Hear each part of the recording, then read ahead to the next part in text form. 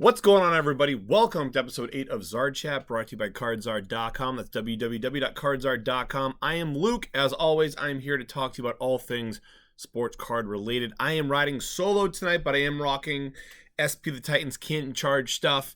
I wanted to go solo tonight just to talk to you guys about something that I've been working on in the background as things get weirder and weirder in this hobby on what seems like a daily basis. Something always is changing. But before we get into that, find us on Instagram at cardzar, YouTube, Facebook, Twitter, eBay. Just search cardzar and you will find us. Go to www.cardzar.com and check out all the different breaks we have going on. We have 4 big breaks coming up this next week. It should be fun. So top of the page, breaks and rips. You can see that. We have tons of singles for sale as well. Anything from a 25-cent base card all the way up to a $600-700 graded card. Graded cards. That's what we're going to be talking about tonight. Grading is certainly a lightning rod in this industry. And it's something that I have recently gotten into.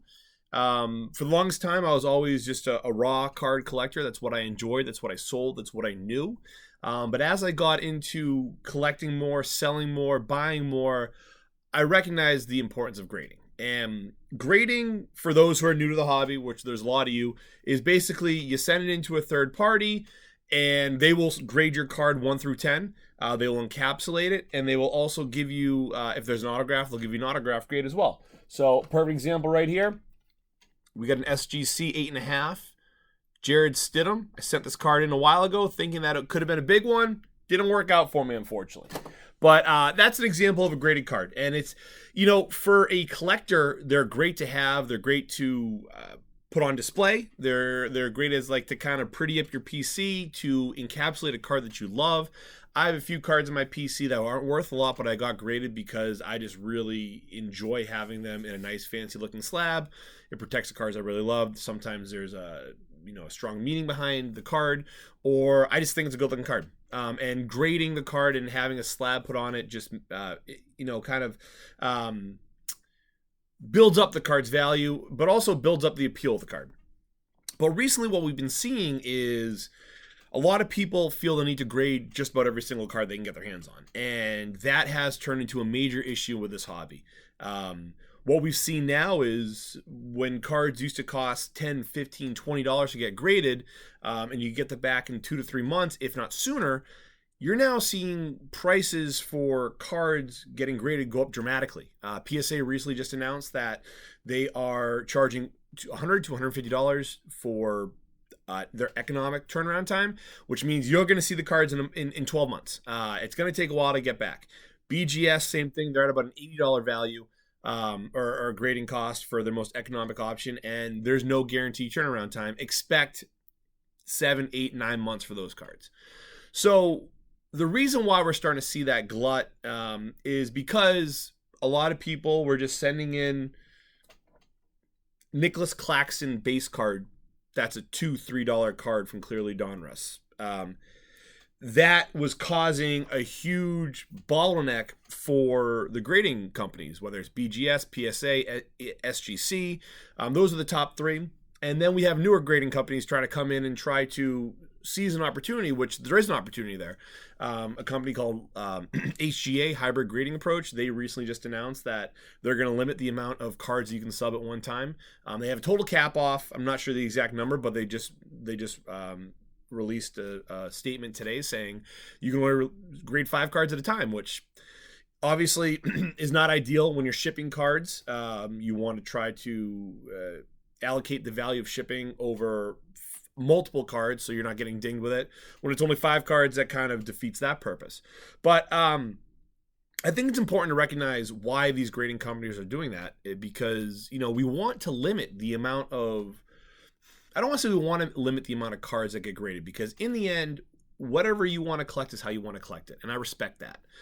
But if you're thinking that you can rip a blaster from Walmart, one of the 3 that you got, and every single card in that blaster should now be graded by PSA and come back at 10, and you're going to make your money back, it's time to think of a different strategy. Because even years ago, when you could still get cards back relatively quickly, I can't tell you how many times I purchase slabbed cards for less than the amount it costs to slab the actual card. So um, it's an interesting strategy. Bold move, Cotton. Let's see how that works out for you. I don't know why you'd really want to go that route, but people want that route. And then COVID hit, and all of a sudden, these grading companies have ridiculously long backlogs. Not only because of the lack of workers, the lack of help grading cards, and throughput going down significantly, their supply chain limiting the amount of slabs that can come in from China, because that's a huge place that all these companies get their plastic from.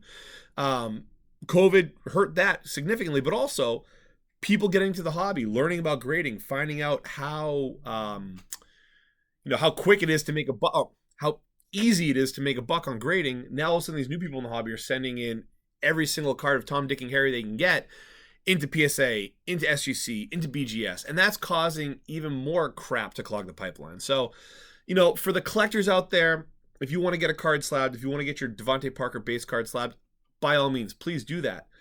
Understand that the price increase you've seen recently from PSA, SGC, BGS is not because of people like you, though I'm sure these companies would prefer to get the premium cards in their slabs.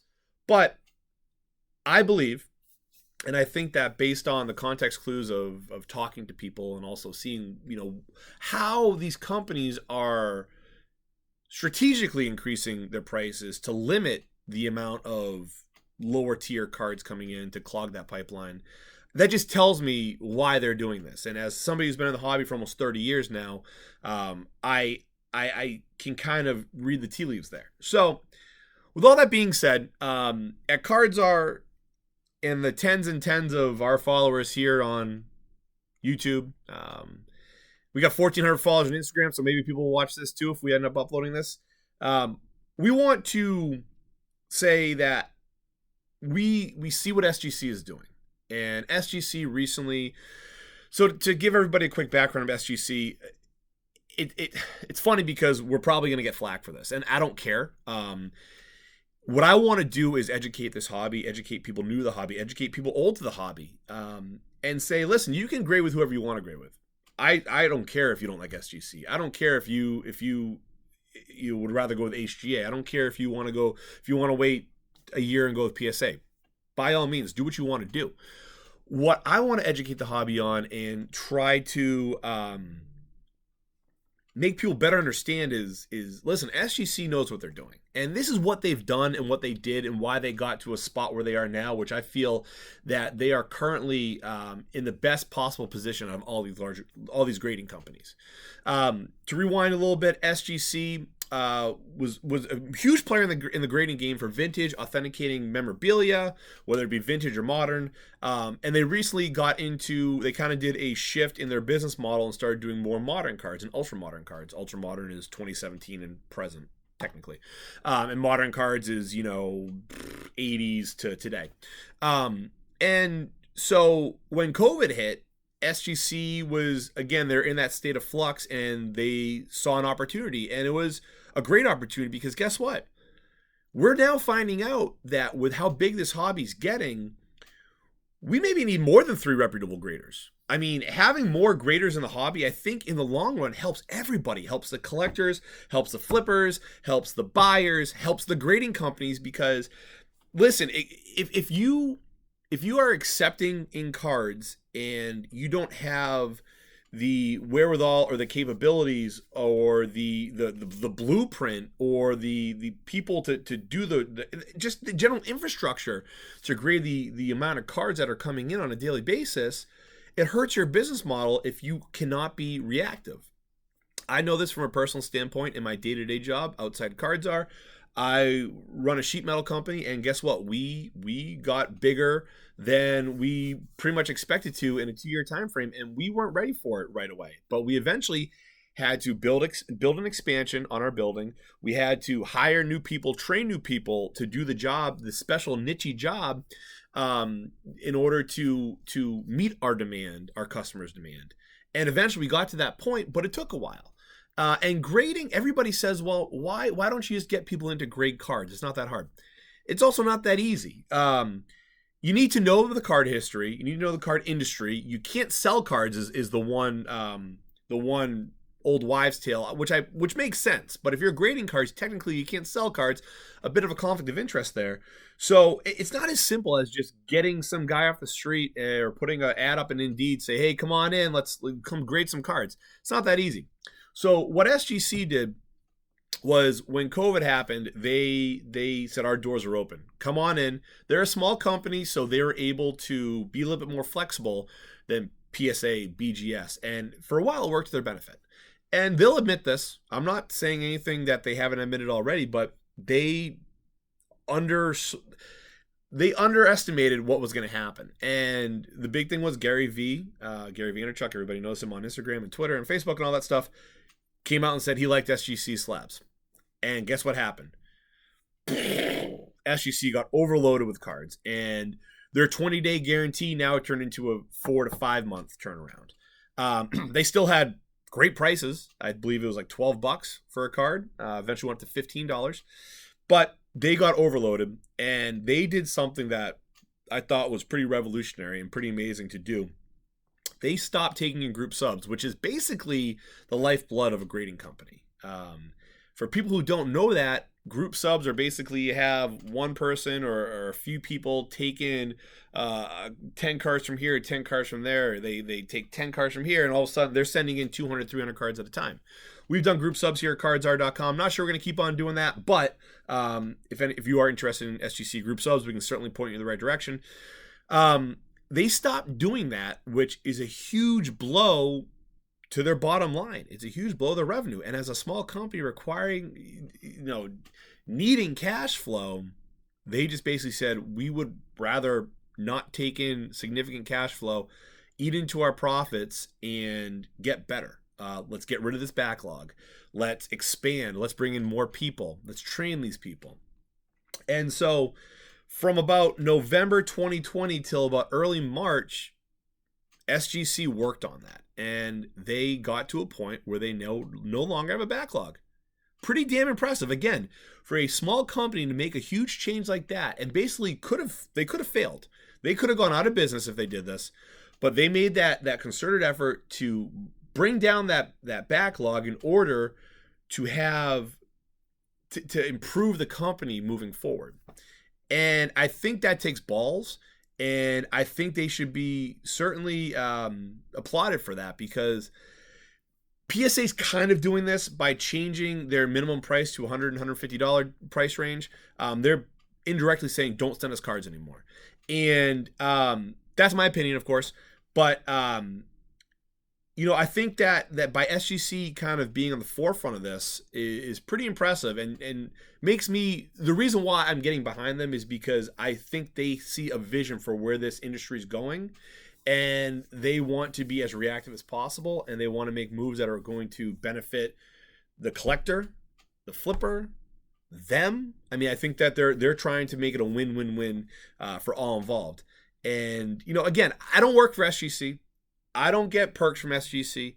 I just think that what happens is when I see, when I talk about SGC and people dog me for it because it's not PSA or it's not BGS, and I just simply say, well, why? Why are they not PSA or BGS? I'm not going to argue that SGC sells for more money than PSA or BGS. I'm not going to say that they're more valuable, the slabs are more valuable. I'll say this: you buy the card, not the slab. That's what I'll say. I don't care. I mean, I collect BGS cards. I collect PSA cards. I collect SGC cards. But you're buying the card, not the slab. And if PSA has a history of being a reputable grading company, which they are, I can't stress this enough. They have been a grading company for 30, 40 years. I don't know the exact number, but I know they've been around for a while, around longer than some of these other grading companies. And, they know their stuff. They really do. Listen, if you don't like the slab, okay, that's fair.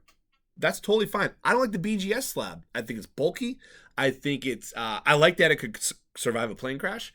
I don't like the label. The PSA label I think is okay. I saw somebody, if you check out DJ Cards, my buddy on Instagram, he posted a Joe Burrow Immaculate, and the punctuation or the shorthand that PSA used for the Joe Burrow, it literally looked like a drunk monkey was just typing and boom, that's what popped up. That's my personal preference. Again, I like SGC because the black slab I think pops. The tuxedo helps make the card just, showcases the card a lot. It creates a nice border around the card. That's my personal belief. Listen, I urge you to collect what you like. I urge you to collect what you want. I will never, ever, ever, ever say don't do that because I don't like it. What I'll say is, here are the facts. Now just tell me why is PSA better than SGC? Why are BGS cards more valuable than SGC cards? Why is the PSA 10 more valuable than SGC 10? I just want to know that. And I understand the market dictates what it is, but what I want to do is help educate the market and let them know that what you're getting from SGC as high quality of a product in service as PSA, as BGS, as I don't know, hybrid grading, HGA. I think they're kind of cool. I like the look of those slabs. I don't know enough about them. I'm not going to spend the time to try to get a card slab by them because it seems like it's easier to get a LeBron James Top Shot at this point.